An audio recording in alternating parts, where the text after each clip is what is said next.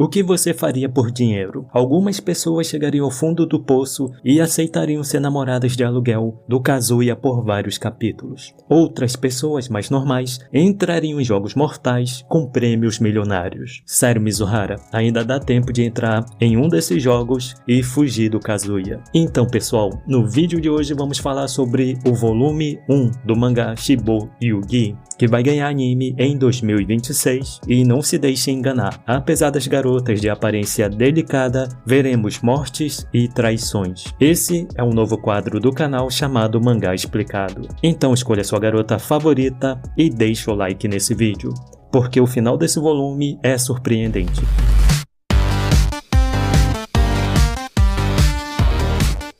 Lançado em 2023, criado por Yuji Yukai e desenhado por Banzai Kotobuki, o mangá conta a história de garotas que se envolvem em jogos perigosos. Mas não é qualquer joguinho, é o tipo de jogo que o Digsol ficaria orgulhoso. Na história a gente acompanha a protagonista Yuki, que participa desses eventos. Mas então vamos começar do início. Nossa protagonista acorda e, ao se olhar no espelho, percebe que está vestida de empregada. Mas essa cena inicial é no mínimo bizarra. Isso porque Yuki claramente foi dopada e acordou em um lugar estranho. Mas a calma dela é assustadora. Isso porque não é exatamente a primeira vez da Yuki nessa situação. Yuki então sai do quarto e encontra uma enorme porta que dá para a sala de jantar, mas a cena é caótica. Dentro da sala tem outras 5 jogadoras. A mais desesperada é Momono, que chora inconformada. Quem está consolando ela é Benya, uma garota calma que tem um ar de príncipe encantado. Perto delas temos a garota mais nova, chamada Kinko. Ela tenta manter a calma, mas está claramente preocupada com Momono. Então a próxima garota, Kokuto, está impaciente com a demora do jogo. Ela já participou desse tipo de jogo antes, mas como a gente vai ver, ela é o tipo de jogadora parasita. E por fim, a gente tem a personagem mais tímida, chamada Aoi, que fica apenas no canto quieta. Nesse momento, as meninas finalmente percebem a presença da Yuki, e essa calma toda da Yuki não passa despercebida por Benya, que pergunta como ela pode estar tão calma em um jogo da morte. É aí que a Yuki revela que esse não é o primeiro jogo dela. E quem fica feliz ao escutar isso é Kokuto. Isso porque Kokuto só ganhou seu último jogo graças à ajuda de outra jogadora mais experiente.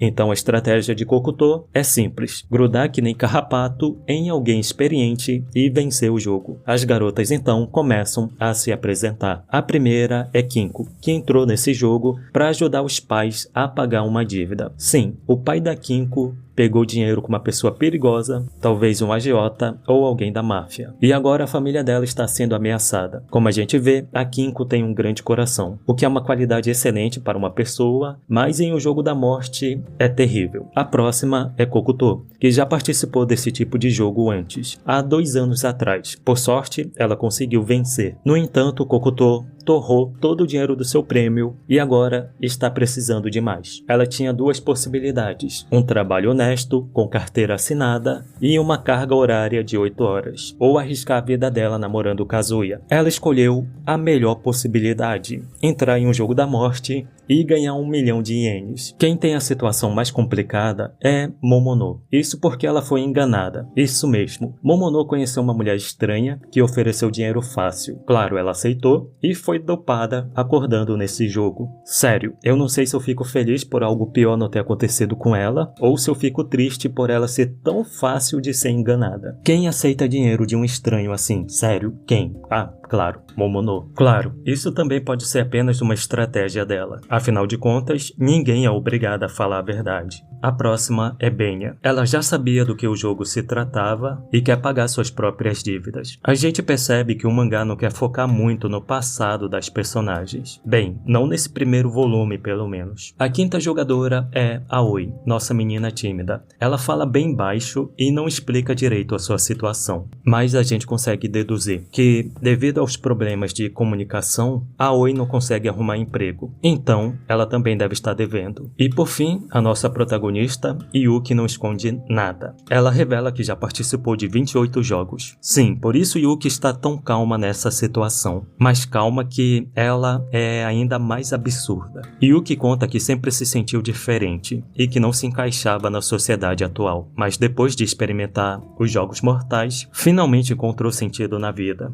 Basicamente, Yuki ficou viciada na adrenalina dos jogos. Seu objetivo é vencer 99 jogos seguidos. Sim, galera, Yuki não liga pra dinheiro e muito menos tem medo de morrer. E isso é insano. Uma garota que está fora de qualquer padrão. Yuki é a mais perigosa, porque ela não teme a morte e se diverte com isso. Isso torna ela ainda mais letal. E o que mostra um pouco dessa falta de noção da Yuki é que os olhos dela brilham enquanto fala seu sonho. Chega ao ponto das outras garotas ficarem com medo dela. Mas Yuki muda de assunto. Ela oferece uma aliança com as garotas. Isso porque esse jogo é um escape game, onde as garotas têm que sair com vida de uma mansão cheia de armadilhas. Ou seja, ninguém precisa se matar. E Yuki quer manter o máximo de pessoas vivas. Esse diálogo da Yuki é importante, porque cria na sua cabeça que, apesar da Yuki se divertir com esse jogo, ela ainda tem um lado heróico. Afinal, é a protagonista da história. Mas ao final desse jogo,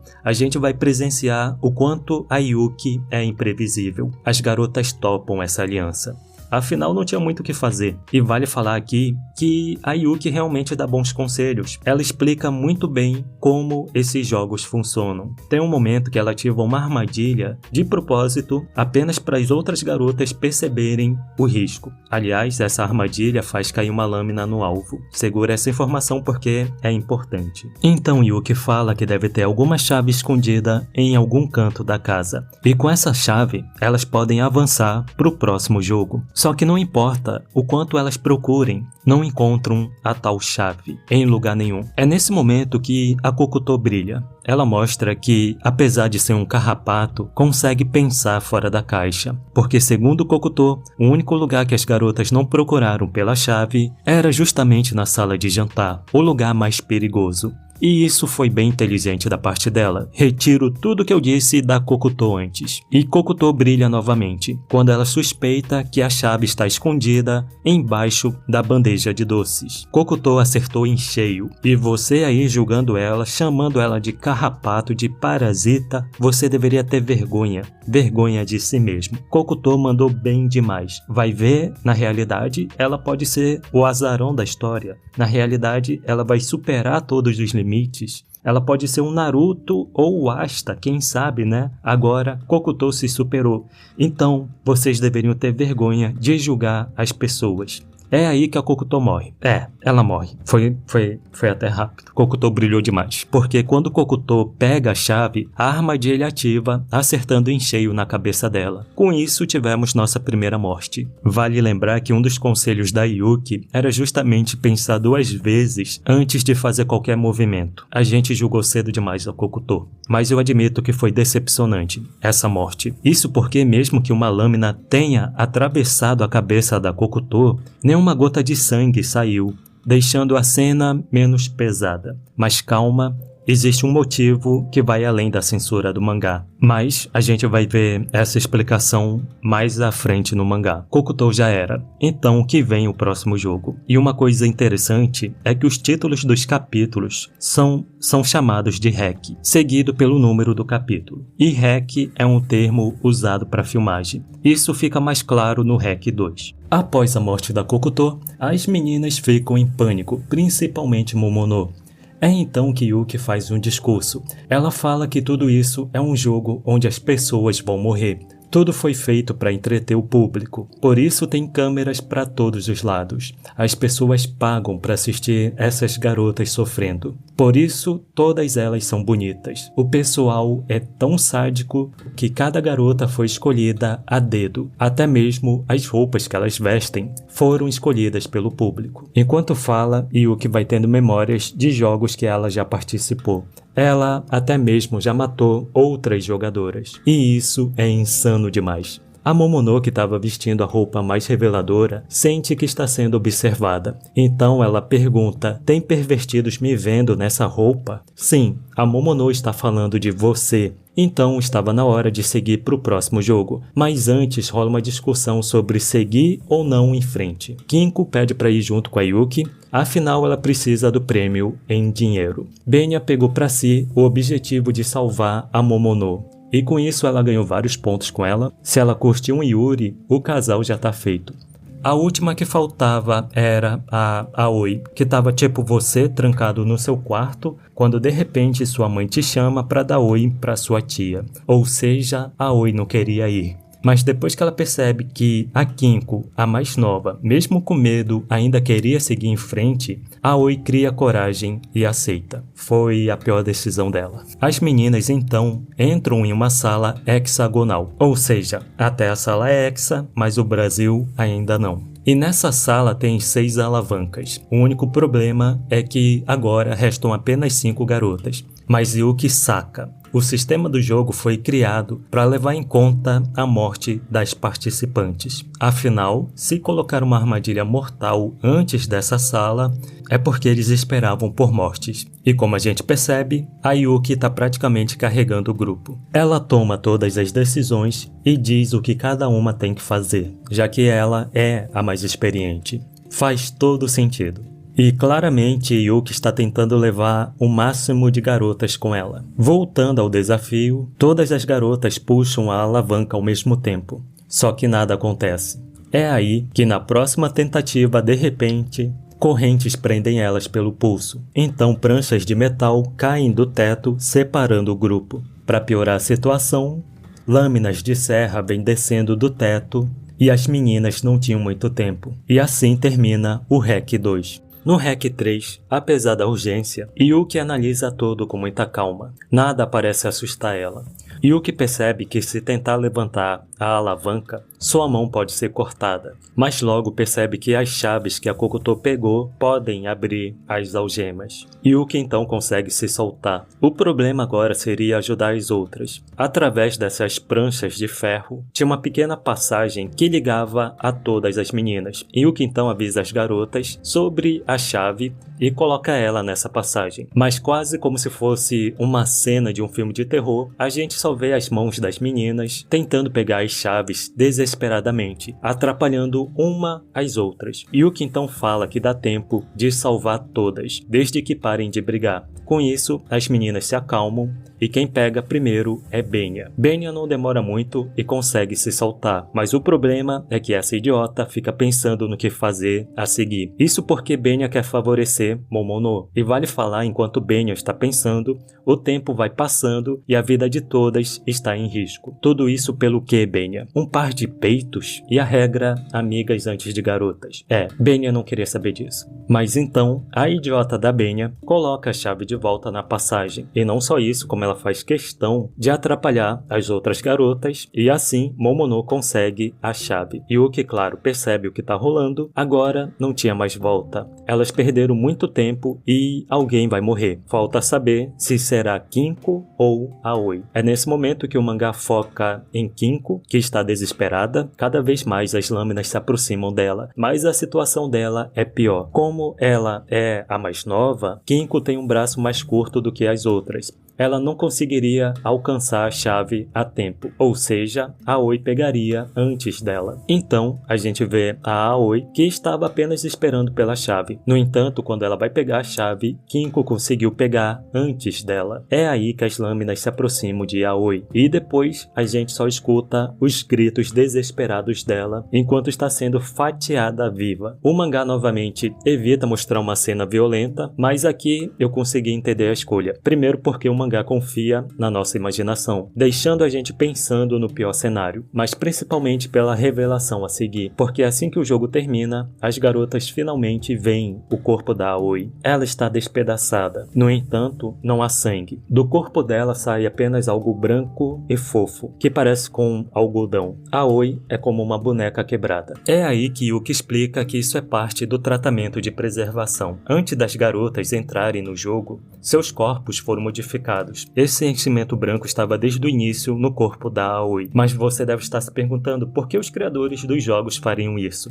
Para reduzir a violência, para reduzir o gore. Porque, às vezes, a audiência dos jogos não gosta de algo tão explícito. Que bom que eles são pessoas conscientes, né? Eles querem ver só pessoas morrendo. Além de reduzir o sangue, o objetivo também é para que as garotas não precisem estancar o sangramento, caso se machuquem. Ou seja, elas vão continuar jogando até que estejam mortas. É tipo quebrar o limite do corpo humano, e se antes eu havia reclamado da falta de sangue, agora eu gostei desse contexto. Essas meninas são praticamente bonecas vivas que são descartadas se quebradas. Quem está mais abalada com tudo isso é Kinko, que fica pedindo perdão repetidas vezes. Yuki percebe que Kinko perdeu a mão direita. Ou seja, como Kinko percebeu que não alcançaria as chaves, ela cortou sua mão fora e foi assim que ela sobreviveu. Minha opinião, foi tudo culpa da Benya, que traiu o grupo por um par de peitos. E assim termina o REC 3. No REC 4, as garotas estão deprimidas. Claro, menos Yuki. Tentando mudar o clima, ela fala que o pior já passou. Com sua experiência, Yuki faz um cálculo simples. Normalmente nos jogos, a fase inicial é mais brutal, mas depois a taxa de sobrevivência é de 70%. Essa conta é importante, galera, mas o que a Yuki está esquecendo é que esse número é para jogadoras experientes, então a gente vai ver o resultado real no fim do jogo. Mas na real, eu fico impressionado de como será que a Yuki faz essa conta. Outro comentário importante da Yuki é sobre o tratamento de preservação. Após os jogos, todos os machucados delas serão curados. Isso vai servir para Kinko, que perdeu a mão no jogo. E o poder de cura dos criadores do jogo é absurdo. Eles podem curar qualquer membro perdido e, às vezes, até mesmo órgãos. Tudo para que as garotas não se segurem durante o evento e também para que elas estejam novinhas em folha para participar de mais jogos, tipo a Yuki. Mas Kinko não está bem. Seu psicológico está abalado com o que aconteceu com a Aoi. Na mente da Kinko, ela morreu por culpa dela. Como eu disse, a culpa é da Benya. As meninas continuam e chegam até um elevador. Ao lado dele, uma espécie de sauna com algumas espadas e machados. Mas a pegadinha está aqui. O limite do elevador é de 150 quilos, ou seja, alguém vai ter que ficar de fora. O jogo começou novamente. As meninas entram no elevador, mas, claro, ele não funciona. Elas superam o peso total. Percebendo a situação, Benya diz: se cada uma de nós pesa por volta de 50 quilos, nosso peso total é mais ou menos de 200 quilos. Se quisermos passar, precisamos abaixo de 150. Isso dá exatamente 3 de nós. Momono então responde nervosa: então isso significa que uma de nós tem que ficar para trás. Basicamente foi isso que a Benya falou, não sei que parte ela não entendeu. É nesse momento que Kinko se tranca na sauna. Kinko então fala que vai ficar para trás e que as garotas devem seguir em frente. Devido à culpa, Kinko sente que deve pagar com a vida pelo que aconteceu a Aoi. Mas para minha surpresa, Yuki não ia deixar Kinko presa nessa sauna. Ela tenta quebrar o vidro e salvar a garota. Nossa, nesse momento você pensa que Yuki realmente é a heroína da história. Mas o vidro da sauna era muito resistente para quebrar, apenas no soco. A situação fica mais crítica quando Kinko pega uma das lâminas da sauna. Kinko ameaça a própria vida. E diferente de Yuki, Benya e Momono estão de boa com a situação. Chega ao ponto de Momono tentar convencer Yuki a desistir. Só que Yuki não ia deixar isso acontecer. Ela puxa Momono e sussurra algo em seu ouvido. Nesse momento, o mangá faz mistério sobre o que a Yuki falou, mas Momono ficou claramente abalada. Yuki então pensa rápido. Ativa uma armadilha semelhante à que matou Kokuto. Então Yuki pega a lâmina e dá um golpe poderoso no vidro, assim libertando Kinko. A cena toda faz parecer que Yuki é a grande heroína. Ela solta uma frase de efeito falando que estava lá pela Kinko, e com isso a novinha não aguenta e cai no choro abraçando Yuki. Agora, com essa situação resolvida, ainda tinha o problema do elevador. Com 4 garotas era impossível seguir em frente, mas Yuki já tinha um plano. Ela diz que todas as 4 vão seguir em frente e que apenas um pouquinho vai ficar para trás. Yuki pega uma espada e fala: vamos usar isso para cortar o nosso próprio corpo. E com isso o REC 4 chega ao fim. Vamos agora para o último capítulo desse vídeo. As garotas não conseguem acreditar no absurdo que Yuki falou. Então Yuki tenta acalmar as meninas e fala que consegue cortar elas com um único golpe.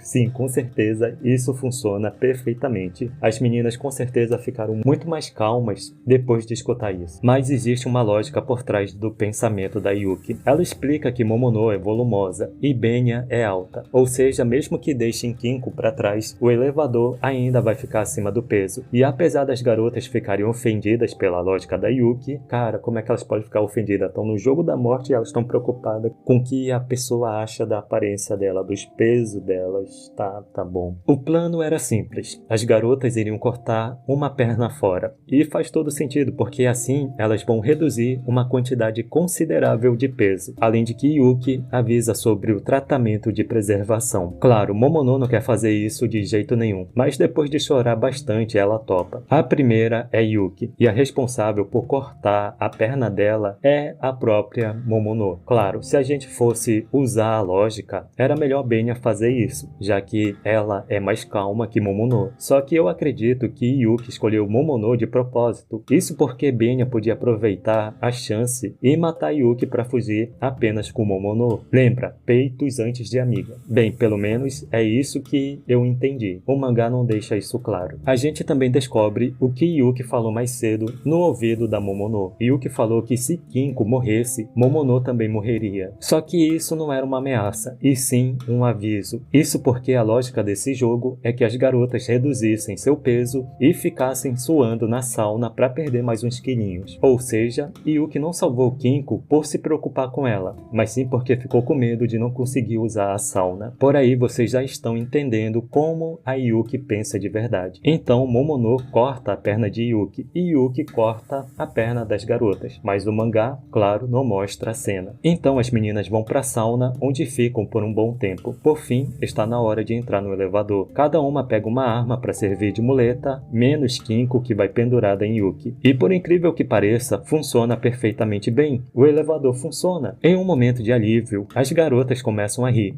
É como se o peso do mundo tivesse saído delas. Yuki até puxa a conversa e pergunta o que Kinko vai fazer depois de sair viva desse jogo. Mas a menina fica meio em dúvida. Yuki então conta que seu objetivo é jogar o lixo para fora. Sim, como Yuki fica muito tempo envolvida nesses jogos, ela perde o horário de jogar o lixo fora. Logo, ela foi acumulando uma pilha enorme em casa. Bem, Yuki não é perfeita, né? Então, se sentindo mais à vontade, Kinko conta que vai pagar a dívida do pai dela. E depois, ela não sabe o que fazer. Mas Yuki fala que Kinko deveria ser mais egoísta e pensar mais em si mesma. E essas palavras realmente atingem a Kinko em cheio. Ela então fala que vai se esforçar para ser assim. Que bonitinho, a Kinko está amadurecendo. A cena é legal e você sente uma amizade nascendo ali. Então, finalmente, as garotas encontram a porta de saída. Mas havia um probleminha. Apenas 3 pessoas podiam sair vivas. É então que Yuki joga Kinko no chão e mata ela com um único golpe. Ai. Yuki matou a Kinko. Cara, isso foi uma baita reviravolta. A porta se abre e Yuki finalmente sai da mansão. Ela olha pro céu sentindo o brilho do sol. As garotas ficam... Desculpa. Eu tive uma crise de riso depois. Não faz nem sentido. A menina morreu, mas tipo, é engraçado. Pá, desculpa. Tá, onde a gente tava? As garotas ficam espantadas, sem...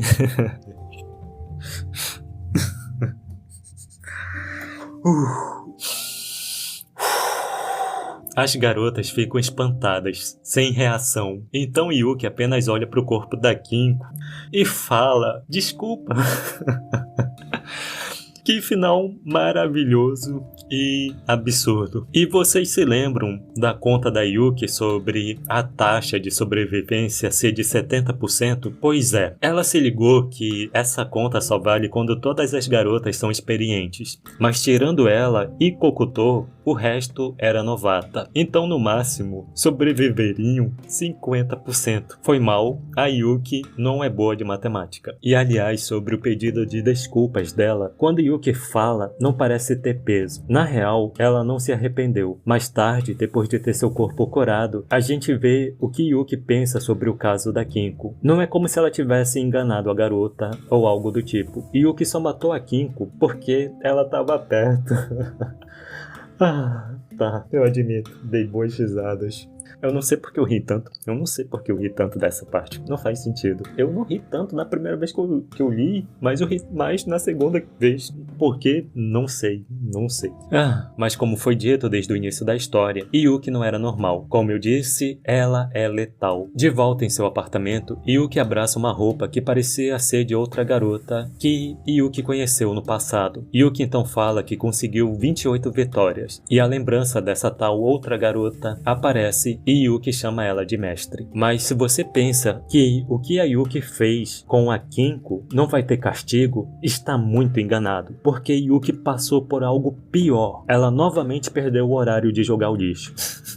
Imagina o fedor do apartamento dessa garota. E assim termina o nosso mangá explicado. Na real, esse volume termina no capítulo 6, mas eu preferi deixar a reviravolta para vocês descobrirem no anime ou lendo o mangá. E quanto à minha opinião, eu gostei, principalmente da reviravolta final. Mas o que eu mais gostei foi da coragem do autor. Sim, coragem. São poucos mangás e animes que têm coragem de mostrar o protagonista cometendo uma ação ruim. O fato da Yuki matar a Kinko, que é justamente uma das personagens mais inocentes desse volume, joga um peso sobre a personagem. Normalmente os autores tomam muito cuidado com a ação dos seus protagonistas. Chega até ser repetitivo em alguns momentos. Tipo, se fosse em outra história, o autor iria fazer a Kinko a pior pessoa do mundo. O tipo de pessoa que chuta cachorro morto. E então a protagonista pura e inocente não teria outra opção senão matar a Kinko. Com isso, o autor consegue a validação do público e ninguém deixa de gostar da sua protagonista. Mas aqui não. Yuji Yukai teve coragem de mostrar um lado vilão da Yuki. E eu gostei disso. Claro, não gostei da morte da Kinko, eu sei. Eu ri, mas eu não gostei. Não interpretem errado. Eu ri pelo absurdo. Mas a narrativa faz sentido e mostra um futuro imprevisível para a história.